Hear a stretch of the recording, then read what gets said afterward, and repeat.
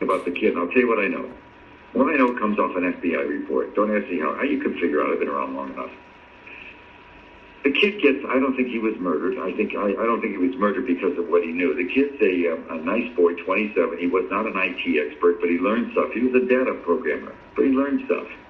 And so he's living on one street, he's living in a very rough neighborhood. And in the exact area where he'd been, there have been about 10, I'm sure you know all this, there have been about 8 or 9 or 10 violent, robberies, most of them with somebody brandishing a gun. And the kid's hands, I'm telling you, I'm sure you know, his hands were marked up. The cops concluded he fought off the people, tried to run, and he shot him twice in the back with a .22, small caliber. And then the kids that did it ran. They got scared, didn't take his wallet. Okay, so what the cops do then, and here's what nobody knows, what I'm telling you. Now, maybe you know something about it. When you have a death like that, DC cops, if you're dead, you generally don't just go, you have to find out what's going on. You have to get to the kid's apartment and see what you can find. If he's dead, you don't need a warrant, but most cops get a warrant because they don't know if the guy has a roommate. You need a warrant. So they get a warrant. I'm just telling you, there is such a thing. They go in the house and they can't do much with his computer, its password. The cops don't know much about it. So the DC cops, they have a cyber unit in DC, and they're more sophisticated. They come and look at it. The idea is maybe he's had a series of exchanges with somebody who says, I'm going to kill you, motherfucker, over a girl, and they can't get in. The cyber guys do a little better, but they can't make sense of it. So they call the FBI cyber unit. The DC unit, the Washington field office, is a hot shit unit. The guy running the Washington field office, he's like a 3-star at an army base. He's already looking for 4. You know what I mean? He's going to go with a top job. There's a cyber unit there that's excellent. What you get in a warrant, the public information you get in a warrant doesn't include, it does not include the affidavit underlying why you're going in, what the reasons are. That's almost never available on. I can tell you that. The existence of a warrant is a public document 99% of the time. So on the same warrant, they call in the Fed. The Feds get through, and here's what they find. This is according to the FBI report.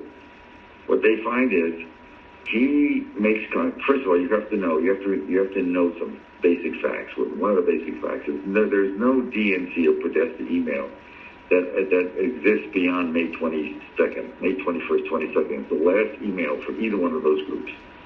And so what the report says that sometime in late spring, we're talking about June, summer's in June 21st. Late spring would be after, I presume, I don't know. I just say it says late spring, early summer. He makes contact with Wikileaks.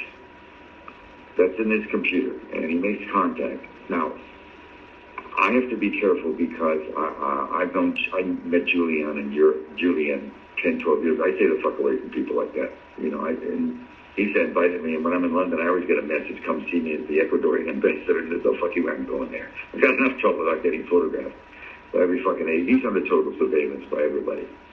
But anyway, they found what he had done.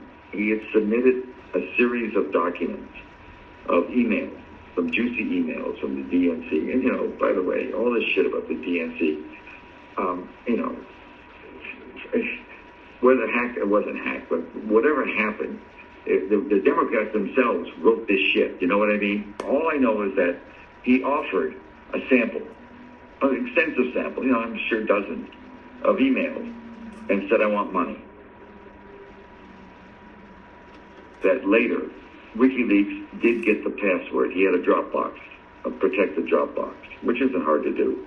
I mean, you don't have to be a wizard, IT wizard. He was certainly, he's not a dumb kid.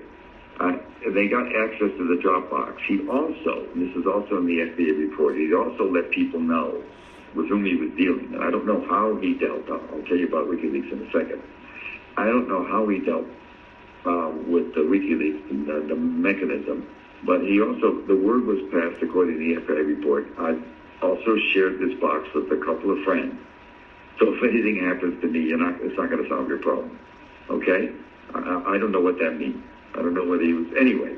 But WikiLeaks got access, and before he was killed, I can tell you right now, Brennan's an asshole. I've known all these people for years. Clapper's sort of a better guy, but not rocket scientist. The NSA guy's a fucking moron. And the trouble with all those guys is that the only way they're going to make it to a board or two and get, hired by SAIC to deliver some fat cat contracts is if Hillary stayed in.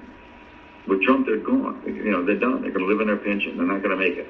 And I got to tell you, guys in that job, they don't want to live on their pension. They want to be on boards like they're make $600,000 for going to 4 visits. I have somebody on the inside. I've been around a long time and I write a lot of stuff. I have somebody on the inside who will go and read a file for me. This person is unbelievably accurate and careful. He's a very high-level guy. He'll do a favor. You're just going to have to trust me. I have what they call it in my business, long-form journalism. I have a narrative of how that whole fucking thing began. It's a Brennan operation. It was an American disinformation. And the fucking president, at one point when they even started telling the press, they were back briefing the press. The head of the NSA was going and telling the press, this fucking cocksucker Rogers, was telling the press that we even know who in the GRU, the Russian military intelligence service, leaked it. I mean, all bullshit. They were telling these two. I worked at the New York Times for fucking years, and the trouble with the fucking New York Times is they have smart guys, but they're totally beholden on sources. If the president or the head of the CIA tells them something, they actually believe it. I was hired at the Times to write about it, to go after the war, in the Vietnam War in '72, because they were just locked in. So that's what the Times is. These guys run the fucking Times. And Trump's not wrong. I mean, I wish he would calm down and had a better press secretary. You have to be so. Trump's not wrong to think they all fucking lied about him. I can tell you right